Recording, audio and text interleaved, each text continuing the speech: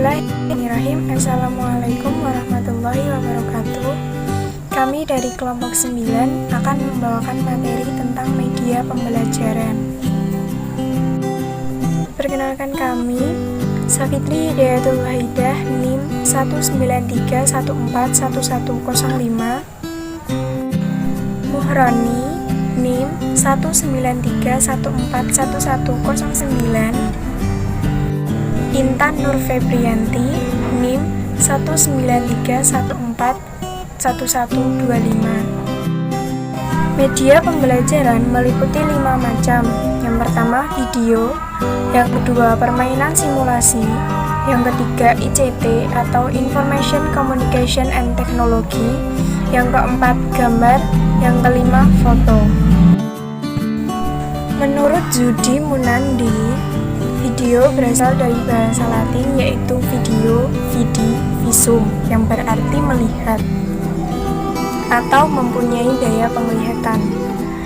Video adalah teknologi pemrosesan sinyal elektronik meliputi gambar gerak dan suara. Yang berkaitan dengan video adalah playback, storage media atau seperti pita magnetik dan disk, dan monitor. Sedangkan menurut Arif S. Sadiman, video merupakan alat pemain ulang, baik dari suatu program yang terdiri dari minimal 1 buah video tape recorder dan 1 buah monitor atau lebih. Dapat disimpulkan bahwa video itu berkenaan apa yang dilihat, utamanya adalah gambar hidup, proses perekamannya, dan penayangannya yang tentunya melibatkan teknologi. Yang kedua, unsur-unsur video. Ada 3 unsur video, diantaranya menurut Suyanto, suara adalah sesuatu yang disebabkan perubahan tekanan udara yang menjangkau gendang telinga manusia. Suara terdiri dari waveform, audio, format DAT, format MIDI, audio CD, dan MP3. Yang kedua ada animasi. Pemakaian animasi dalam komputer telah dimulai dengan ditemukan software komputer yang dapat digunakan dalam berbagai keperluan, seperti melakukan ilustrasi di komputer, serta membuat perubahan antara gambar satu ke gambar berikutnya, sehingga dapat terbentuk satu gabungan yang utuh. Yang ketiga ada teks. Teks terdiri dari unit-unit bahasa dalam penggunaannya. Unit-unit bahasa tersebut adalah unit gramatikal seperti klausa dan kalimat. Gambarkan sebagai kalimat yang lebih panjang daripada sebuah kalimat yang berhubungan satu sama lain. Teks terdiri dari beberapa kalimat. Dengan demikian, teks dalam realisasinya berhubungan dengan klausa, yaitu satuan bahasa yang terdiri dari atas subjek dan predikat yang apabila diberi intonasi akan menjadi sebuah kalimat. Yang ketiga ada manfaat media video. Menurut Andi Prastowo, manfaat video diantaranya yang pertama, pengalaman yang tak terduga pada peserta didik. Yang kedua, memperlihatkan secara nyata sehingga awalnya tidak mungkin untuk dilihat. Yang ketiga, menganalisis perubahan dalam periode waktu tertentu. Yang keempat, memberikan pengalaman kepada peserta didik untuk merasakan suatu keadaan tertentu. Yang kelima, menampilkan presentasi studi kasus tentang kehidupan sebenarnya yang dapat memicu diskusi peserta didik. Yang keempat adalah peran video sebagai media pembelajaran. Menurut Nurizen, pengaruh media video akan lebih cepat masuk ke dalam diri manusia daripada media lainnya, karena penyangganya berupa cahaya titik fokus sehingga dapat mempengaruhi pikiran dan emosinya. Peserta didik juga lebih mudah memahami. Sedang menurut Hamalik, penggunaan media pembelajaran dalam proses belajar dapat mengembangkan keinginan dan minat yang baru, mengembangkan motivasi dan stimulan kegiatan belajar. Yang kelima, ada kelebihan dan kekurangan media video. Kelebihan media video diantaranya: yang pertama, merupakan media gerak perpaduan gambar dan suara. Yang kedua, mampu mempengaruhi tingkah laku manusia melebihi media cetak. Yang ketiga, dapat digunakan seketika. Yang keempat, dapat digunakan secara berulang-ulang. Yang kelima, dapat menyajikan materi yang secara fisik tidak dapat dibawa ke dalam kelas. Yang keenam, dapat menyajikan objek secara detail. Yang ketujuh, tidak menentukan ruang lingkup. Yang kedelapan, dapat menyajikan objek yang berbahaya. Yang kesembilan, dapat diperlambat atau dipercepat. Yang kesepuluh, dapat digunakan untuk klasikal maupun individu. Kekurangan yang dimiliki oleh media video diantaranya: yang pertama, memerlukan dana yang relatif banyak atau mahal. Yang kedua, memerlukan keahlian khusus. Yang ketiga, sukar untuk direvisi. Yang keempat, memerlukan arus listrik. Baik, saya Muhroni, NIM 193141109. Saya akan melanjutkan presentasi dari kelompok 9. Media pembelajaran yang selanjutnya adalah pengertian permainan simulasi.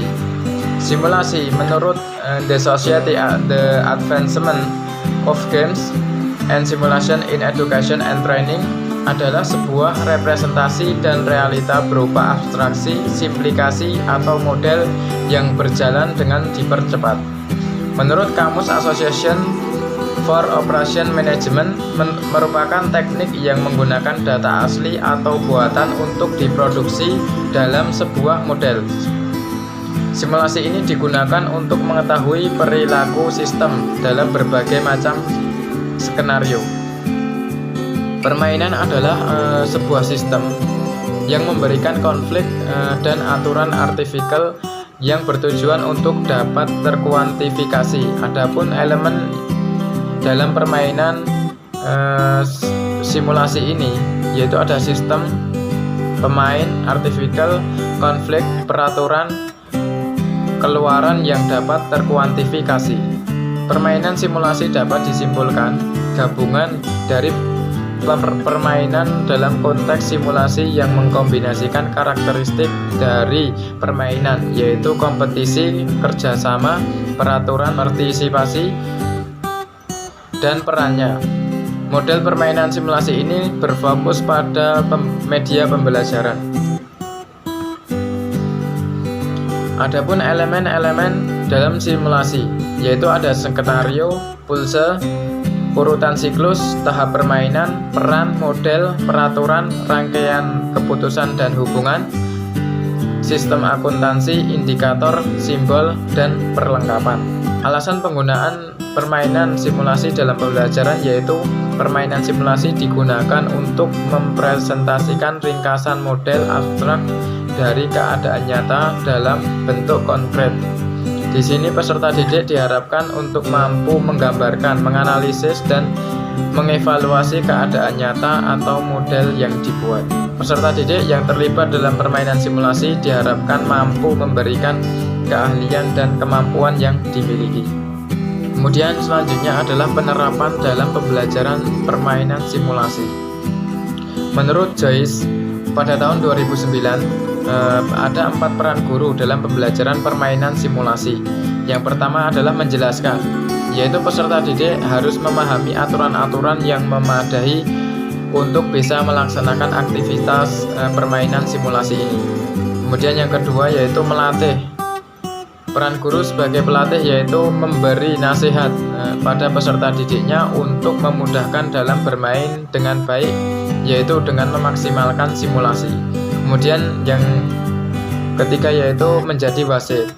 Peran guru dalam hal ini adalah untuk menuntut partisipasi dari peserta didik. Kemudian yang terakhir yaitu mendiskusikan, membahas bagaimana eratnya simulasi dengan dunia nyata, kesulitan dan pandangan yang dimiliki peserta didik, serta hubungan antar simulasi. Adapun manfaat pembelajaran dengan permainan simulasi ini yaitu yang pertama, melatih keterampilan baik bersifat profesional maupun untuk kehidupan sehari-hari. Yang kedua, memperoleh pemahaman tentang konsep atau prinsip keterampilan sosial. Kemudian yang ketiga, melatih memecahkan masalah. Kemudian yang keempat, meningkatkan kreativitas belajar. Yang kelima, memberikan motivasi belajar kepada peserta didik. Yang keenam yaitu melatih peserta didik untuk saling menjalin kerjasama dalam kelompok. Dan yang terakhir yaitu menumbuhkan daya kreatif peserta didik dan juga melatih peserta didik untuk mengembangkan sikap toleransi. Adapun kelebihan dalam pembelajaran permainan simulasi, menurut Sanjaya ada beberapa kelebihan dalam pembelajaran simulasi, yaitu yang pertama, simulasi dapat dijadikan bekal bagi siswa dalam menghadapi situasi yang sebenarnya. Yang kedua, simulasi dapat mengembangkan kreativitas siswa melalui simulasi peserta didik diberikan kesempatan dalam memainkan peran yang sesuai dengan topik. Dan yang ketiga yaitu simulasi dapat memupuk keberanian dan percaya diri. Dan yang keempat, memperkaya pengetahuan, sikap, dan keterampilan dalam menghadapi situasi sosial. Dan yang terakhir, meningkatkan gairah peserta didik dalam pembelajaran. Kemudian adapun kekurangannya. Kekurangannya yang pertama yaitu pengalaman yang diperoleh melalui simulasi tidak selalu tepat dan tidak sesuai dengan kenyataan di lapangan. Yang kedua, pengelolaan yang kurang baik. Simulasi sering dijadikan hiburan sehingga tujuannya menjadikan terabaikan. Kemudian yang terakhir, faktor psikologis seperti rasa takut yang sering mempengaruhi peserta didik dalam melakukan simulasi. Kemudian media pembelajaran yang selanjutnya adalah ICT. Pengertian ICT, Internet and Communication Technology. ICT, Informasi and Communication Technology dalam bahasa Indonesia yaitu teknologi dan informasi atau disebut TIK. TIK ini mencakup dalam dua aspek yaitu teknologi, informasi, dan komunikasi. ICT mempunyai banyak manfaat terutama dalam proses belajar dan mengajar. ICT merupakan media pembelajaran yang inovatif yang dapat mempermudah pemahaman peserta didik. Pada intinya ICT adalah media pembelajaran yang menggunakan teknik informasi dan komunikasi. Media pembelajaran berbasis ICT yaitu merupakan komponen dari sumber belajar yang mengandung materi instruksional di lingkungan yang berbentuk teknologi komunikasi dan informasi. Dapat disebut pula media pembelajaran ini adalah sarana penyebaran informasi yang dapat berupa perangkat keras, berupa perangkat lunak dalam sistem jaringan maupun infrastruktur komputer maupun infrastruktur telekomunikasi agar data yang disebar dapat diakses secara global. ICT adalah media pembelajaran yang mana semua teknologinya berhubungan dengan informasi dan komunikasi dengan pengambilan, pengumpulan, penyebaran, pengolahan, penyimpanan, maupun penyajian yang berupa informasi maupun data dengan menggunakan teknologi komputer ataupun teknologi komunikasi.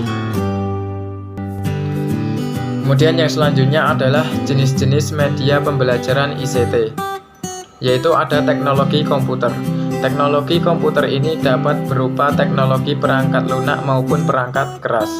Kemudian ada teknologi komunikasi, yang termasuk dalam teknologi ini adalah fax-email dan telepon seluler yang sekarang telah berkembang pesat. Kemudian ada teknologi multimedia, yang termasuk dengan multimedia adalah kamera video, kamera digital, player video, player digital, dan lainnya. Kemudian teknologi jaringan komputer.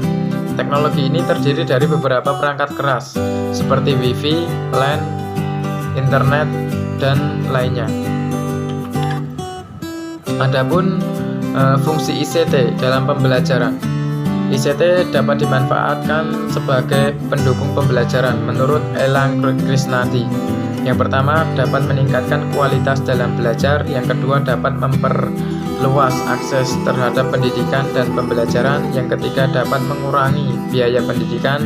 Yang keempat, menjawab keharusan dalam berpartisipasi ICT. Dan yang terakhir adalah dapat mengembangkan keterampilan ICT dalam ICT skills yang diperlukan peserta didik nanti pada saat kerja. Strategi pemanfaatan ICT dalam pembelajaran, yaitu yang pertama, ICT sebagai media alat bantu pembelajaran. Yang kedua, ICT sebagai tempat atau sarana belajar. Yang ketiga, ICT dapat berupa sumber belajar. Yang keempat, ICT sebagai sarana dalam peningkatan profesionalisme. Teknologi ICT berperan dalam 3 fungsi, yaitu yang pertama, memberikan kondisi pembelajaran yang menyenangkan dan mengasyikkan karena menggunakan teknologi komputer. Kemudian yang kedua, memberikan kecakapan karena teknologi mempunyai basis yang tinggi. Kemudian yang ketiga, mempunyai fungsi sebagai learning tools dengan program aplikasi dan utilitas yang mempermudah dan mempercepat pekerjaan. Kemudian materi yang selanjutnya akan disampaikan oleh Mbak Intan. Saya Intan Nur Febrianti, NIM 1931411125. Di sini saya akan menjelaskan mengenai media gambar. Gambar sendiri adalah suatu hal yang diwujudkan dalam wujud visual 2 dimensi maupun 3 dimensi yang berupa curahan pikiran. Gambar yang digunakan untuk media pembelajaran meliputi poster, iklan, ilustrasi, kartun, dan karikatur, dan lainnya. Media gambar sendiri adalah salah satu alat peraga yang dapat dikatakan efektif untuk menstimulasi anak dalam pembelajaran berupa aspek berbicara. Kemudian media gambar ini juga umum dipakai dalam pembelajaran karena gambar dapat dikatakan lebih menarik daripada tulisan, sehingga peserta didik menyukai media gambar daripada media tulisan dan lainnya. Menurut H. Malik sendiri, media pembelajaran gambar adalah pertama, media gambar adalah segala suatu hal yang diwujudkan secara visual dalam bentuk sebagai curahan ataupun pikiran yang macam-macam, seperti berupa lukisan, potret, slide, strip, film, opaque proyektor. Kemudian yang kedua adalah media gambar adalah media umum yang dipakai yang merupakan bahasa umum yang dapat dimengerti dan dapat dinikmati di mana saja. Selanjutnya ada jenis-jenis media gambar. Pertama ada papan tulis.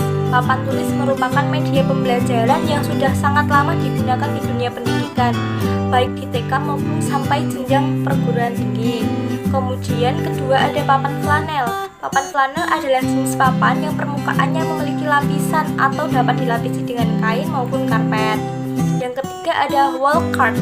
Wall card ini adalah gambar, pinah, bagan ataupun skema yang bisa digantung di dalam kelas, bahkan dapat juga digantung di depan papan. Yang keempat ada flashcard. Flashcard ini adalah media pembelajaran berupa kartu yang memiliki ukuran 15 x 20 cm yang dibutuhkan sebanyak 30-40 buah yang terbuat dari kertas-kertas manila. Kemudian nomor 5 ada bumbung substitusi. Bumbung substitusi ini adalah media berupa tabung atau bambu yang panjang bagian luarnya dilapisi dengan kertas manila. Selanjutnya yang nomor 6 ada kartu gambar. Kartu gambar ini adalah media yang terbuat dari kartu kecil yang memiliki ukuran 6 x 9 cm dan setiap kertasnya berisi dengan gambar yang ditempelkan dengan cara menggunting dari majalah ataupun dari poster dan sebagainya. Yang ketujuh ada reading books. Reading books ini dapat melatih kemampuan kita dalam hal membaca. Alatnya sendiri terdiri dari sebuah kotak yang berisikan teks ataupun bacaan yang lengkap dengan pertanyaan dan jawabannya. Kemudian yang kedelapan ada peta. Peta sendiri adalah gambaran atau rata suatu bumi yang menunjukkan kedudukan dan ukuran bumi yang dilambangkan dengan garis maupun tanda. Setelah itu, ada pun kelebihan dari media gambar, yaitu yang pertama, kelebihan dari media gambar adalah media gambar mempunyai sifat yang konkret. yang realistis dan menunjukkan pokok-pokok masalah jika dibandingkan dengan media visual atau media verbal lainnya. Kemudian yang kedua ada media gambar ini dapat mengatasi batas antara ruang dan waktu, karena tidak semua benda atau objek wisata dapat dibawa ke dalam kelas, makanya bisa kita gunakan gambar untuk memberi atau menunjukkan kepada siswa bagaimana gambar itu ataupun isi dari gambar itu. Kemudian nomor 3 ada media gambar dapat mengatasi keterbatasan dalam pengamatan kita. Setelah itu ada nomor 4, gambar juga dapat memperjelas suatu masalah pada bidang apa saja dan pada tingkat usia berapa saja. Yang kelima ada gambar mempunyai harga yang relatif murah dan mudah untuk didapat. Selain kelemahan dalam gambar, ada pula kelemahan dalam media gambar itu sendiri. Kelemahan media gambar yang pertama adalah gambar hanya menekankan pada indera penglihatan saja. Kedua, gambar benda yang terlalu kompleks pun kurang efektif untuk kegiatan belajar mengajar. Yang ketiga, ukuran gambar terbatas untuk kelompok besar. Setelah itu, ada syarat-syarat dalam media pembelajaran gambar. Pertama, syaratnya adalah autentik atau gambar harus jujur. Kedua, sederhana. Komposisi gambar ini hendaknya harus jelas dan menunjukkan poin-poin pokok dalam gambar. Ketiga, ukuran gambar yang relatif. Keempat, gambar sebaiknya memiliki unsur gerak atau unsur perbuatan. Kelima, gambar yang terlihat bagus belum tentu bisa dijadikan sebagai media pembelajaran. Dan yang keenam, tidak semua gambar yang bagus bisa dijadikan media pembelajaran. Selanjutnya saya akan menjelaskan mengenai media gambar fotografi. Media gambar fotografi sendiri adalah gambar yang tidak diproyeksi, terdapat di mana-mana dan mudah diperoleh. Gambar fotografi merupakan media pembelajaran yang ada di setiap kegiatan pembelajaran. Disebabkan karena kesederhanaannya dan tanpa memerlukan banyak perlengkapan dan tidak diproyeksikan ketika sedang mengamatnya. Karena itu, gambar digunakan sebagai media pembelajaran dan mempunyai nilai-nilai yang memungkinkan dengan adanya kegiatan belajar yang efisien. Gambar fotografi termasuk dalam gambar yang tetap. Selain itu, ada prinsip-prinsip penggunaan gambar fotografi. Yang pertama, gambar dipergunakan untuk tujuan pembelajaran yang spesifik. Yang kedua, gambar dipadukan dengan pelajaran karena keefektifannya memakai gambar fotografi juga memerlukan keterpaduan. Ketiga, gambar dipergunakan dengan sedikit saja. Jika menggunakan terlalu banyak gambar, tetapi tidak efektif dalam pembelajaran yang berlangsung. Keempat, ada penambahan kata pada gambar yang sebaiknya harus dikurangi, karena gambar sangat penting dalam pengembangan kata-kata ataupun cerita. Kelima, untuk mendorong pernyataan yang kreatif, contohnya bahasa lisan maupun tulisan. Setelah itu ada kelebihan dan kelemahan dari gambar fotografi. Kelebihan dan kelemahan gambar fotografi ini cukup sama dengan media gambar yang telah saya jelaskan tadi. Yang pertama adalah kelebihan dari gambar fotografi dapat memperjelas suatu masalah dalam bidang apa saja dan untuk tingkat usia berapapun sehingga mencegah adanya kesalahpahaman. Kedua, harganya yang relatif murah dan cara memperolehnya pun mudah. Ketiga, dapat menerjemahkan konsep atau gagasan yang abstrak menjadi realistis. Keempat, mudah didapat dalam pembelajaran.